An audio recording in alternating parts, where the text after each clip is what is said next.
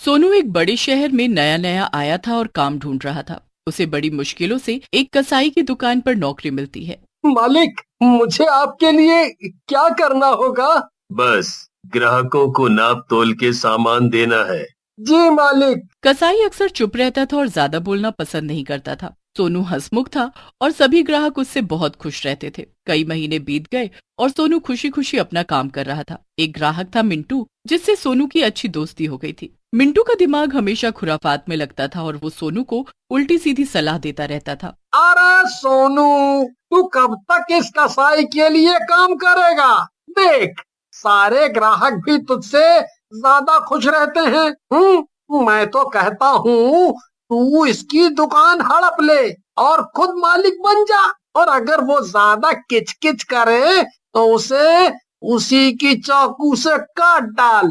तू पागल हो गया है क्या मिंटू? है, कुछ भी बोल रहा है। अरे, मैं ऐसा कुछ भी नहीं करने वाला। और भला मुझे क्या जरूरत ये सब करने की? मेरा काम अच्छा तो चल रहा है ना? तो ठीक है, करता रहे जिंदगी भर उस कसाई की गुलामी। मिंटू पैर पटक कर वहाँ से चला जाता है और सोनू वापस अपने काम में लग जाता है। एक दिन कसाई बहुत गुस्से में दुकान पर आता है। क्यों रे सोनू के बच्चे, ये मैं क्या सुन रहा हूँ? क्या हुआ मालिक? मैंने भला क्या किया? इतना सीधा मत बन, हिसाब में बहुत भारी गड़बड़ी है। तूने मेरी हिसाब की कॉपी के साथ कुछ छेड़छाड़ की है और कम हिसाब चढ़ाया है। मुझे ऐसे गद्दारों की जरूरत नहीं है अपनी दुकान पे। चल भाग जा यहाँ से। ये क्या कह रहे हो मालिक? मैंने मैंने ऐसा कुछ भी नहीं किया है। मेरा यकीन करो आप। अरे, मैं तो अनपढ़ हूँ। मैं क्या जानूं हिसाब के बारे में। कसाई उसकी एक नहीं सुनता और उसे लात मार कर दुकान के बाहर निकाल फेंकता है। अपना ऐसा अपमान देखकर सोनू के अंदर मानो जैसे बदले की आग सुलग जाती है। वो दौड़ा दौड़ा मिंटू के पास जाता है और उसे सब हाल सुनाता है। ये तू क्या कह रहा है? तू उस कसाई के लिए इतना ईमानदार था और उसने तेरे साथ ऐसा किया? छी छी छी छी छी छी। मिंटू, तूने सही कहा था। उस कसाई को तो मुझे कब का मार देना चाहिए था। इतनी ईमानदारी दिखा के मुझे क्या मिला? लाते, मैं उसे छोड़ूंगा नहीं।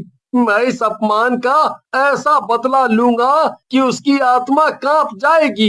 ये हुई ना बात मेरे शेर।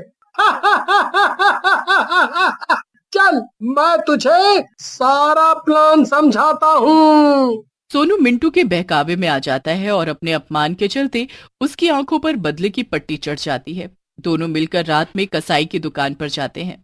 तू तू यहाँ क्या कर रहा है? तुझे मैंने आज ही निकाला था और तू फिर से आ गया। अभी तेरा पेट नहीं भरा है क्या, जो और मार खाने चला आया है यहाँ? देख सोनू, ये अभी भी तेरी बेइज्जती कर रहा है।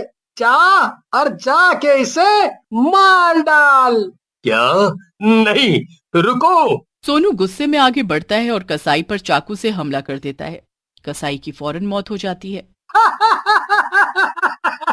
शाबाश मेरे शेर, शाबाश। मिंटू, अरे मिंटू, ये क्या कर दिया हमने? ये तो मर गया रे। हमने हमने नहीं, तूने मारा है इसे, तूने। अरे, ये तू क्या कह रहा है? तूने ही तो मुझसे कहा था इस कसाई को मारने के लिए। अब तू ऐसे मेरा साथ नहीं छोड़ सकता है मिंटू। मैं तुझे कहूंगा कि कुएं में कूद जा, तो क्या तू कूद जाएगा? ओ, तो तूने मुझे धोखा दिया। नहीं मेरे भोले दोस्त, मैंने तो अपना सालों पुराना सपना पूरा किया है। इस कसाई की दुकान हड़पने का सपना मैं कई सालों से देख रहा था, मगर कैसे करता ये नहीं समझ आ रहा था। फिर तू आया और मैंने जानबूझ के तुझसे दोस्ती बढ़ाई ताकि तुझे भड़का के मैं इसे अपने रास्ते से हटा सकूं। और देख, आज मेरा ये सपना पूरा हो गया। और इतना ही नहीं, उस कसाई की कॉपी में हिसाब भी मैंने ही बिगाड़ा था। हे भगवान, मैंने कितना बड़ा पाप कर दिया। मैं क्या करूं अब? मैं कहाँ जाऊं? अरे नहीं नहीं, जाना कहीं नहीं है तुझे। तू तो यही रहेगा और तू वही करेगा जो अब तक करता आया है। मेरी दुकान पे नौकरी। चल चल, पहले इस लाश को ठिकाने पे लगा और उसके बाद रोना, क्योंकि अब तो तुझे जिंदगी भर रोना ही है।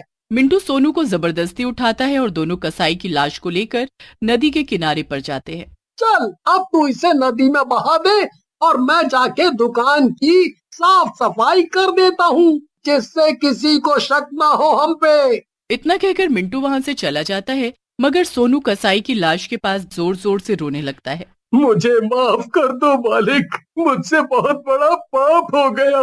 मुझे इस मिंटू की बातों में नहीं आना चाहिए था।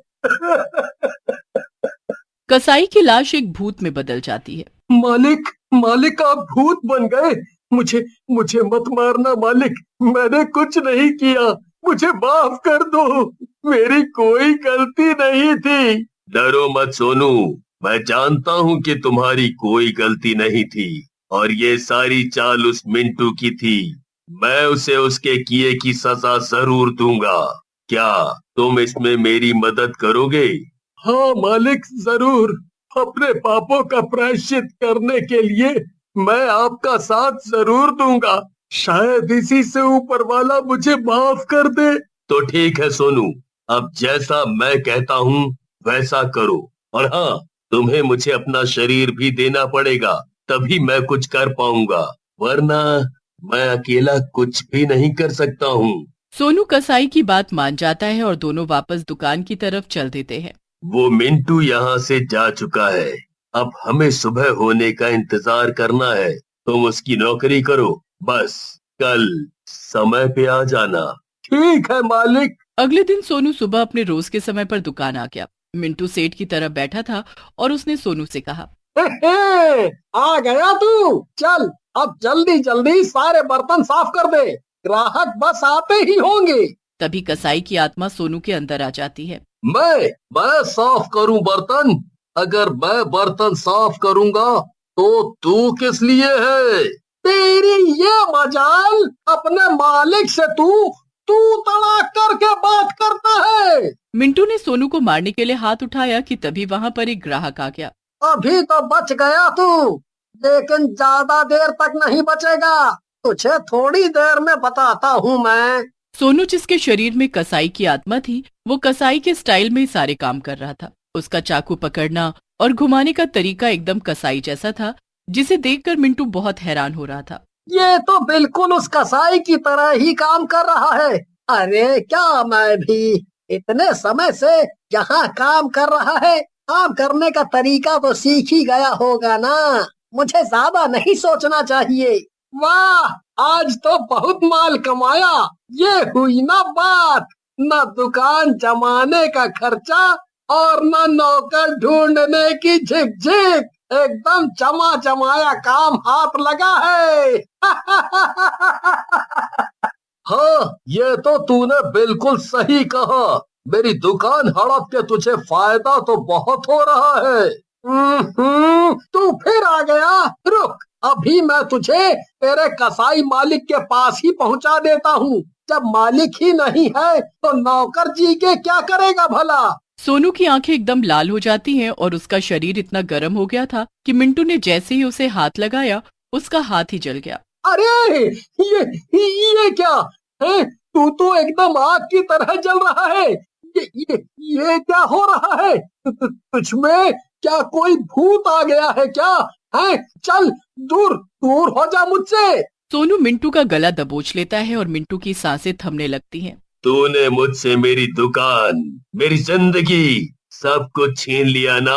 रुक जा, मैं तुझे ऐसा इनाम दूंगा कि तेरी आत्मा भी मेरी आत्मा की तरह ही तड़पेगी। इतना कहकर कसाई अपने असली रूप में आ जाता है। क्या? नहीं नहीं, मैंने तुम्हें नहीं मारा था, तुम्हें तो इस सोनू ने मारा था। लेकिन भड़काया तो तूने ही था मुझे, और ये सब तेरा ही किया धरा है। अब तू अपने कर्मों का फल भुगत। कसाई मिंटू को दूर फेंक देता है और खुद सोनू के साथ दुकान के बाहर आ जाता है। इसके बाद सोनू पूरी दुकान में आग लगा देता है और मिंटू अंदर से चिल्लाता है, नहीं, बाहर निकालो मुझे, बचाओ। तूने मेरी दुकान को मुझसे छीन लिया, मैं इसे तेरा भी नहीं होने दूंगा। तेरी कहानी इस दुकान के साथ यहीं खत्म हो जाएगी। तुझे इतना लालच था कि तूने मेरी जान ले ली, अब तू इस दुकान के अंदर ही जल के राख हो जाएगा। दुकान के जलते ही कसाई की आत्मा को भी मुक्ति मिल जाती है और मिंटू भी जलकर राख हो जाता है। इसके बाद सोनू उस जगह को छोड़कर हमेशा हमेशा के लिए कहीं दूर चला जाता है।